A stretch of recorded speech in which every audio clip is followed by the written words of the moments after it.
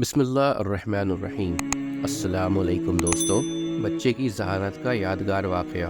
ایک ریاست کا ہندو راجا کا انتقال ہو گیا۔ اس کی اولاد میں ایک نابالغ بچہ تھا جو اس کا جانشین ہونا چاہیے تھا۔ مرنے والے کے بھائی کو طمع ہوئی کہ ریاست مجھے ملنی چاہیے۔ بچہ اس کو نہیں چلا سکتا۔ وزرائے ریاست کی خواہش تھی کہ یہ بچہ ہی اپنے باپ کی ریاست کا وارث بنے۔ معاملہ بادشاہ وقت عالمگیر رحمۃ اللہ علیہ کی خدمت میں پیش ہونا تھا۔ وزراء اس بچہ کو لے کر دہلی پہنچے اور راستہ میں بچہ کو ممکنہ سوالات کے جوابات سکھاتے رہے کہ بادشاہ تم سے یہ سوالات کریں تو تم یوں کہنا۔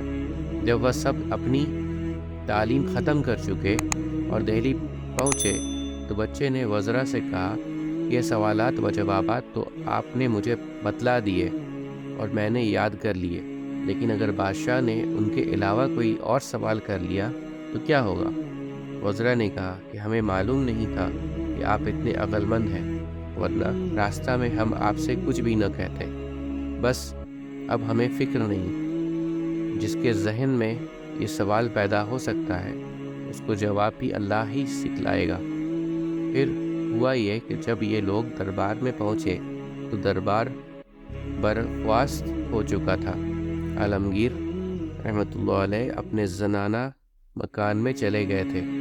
اس بچہ کے آنے کی اطلاع ملی تو اس کو اندر مکان ہی میں بلا لیا۔ اس وقت عالمگیر گھر کی ایک حوض کے کنارے پر تہبند باندھے ہوئے نہانے کے لیے تیار تھے۔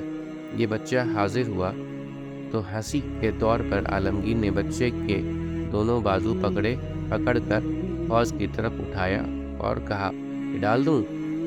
بچہ یہ سن کر ہنس پڑا۔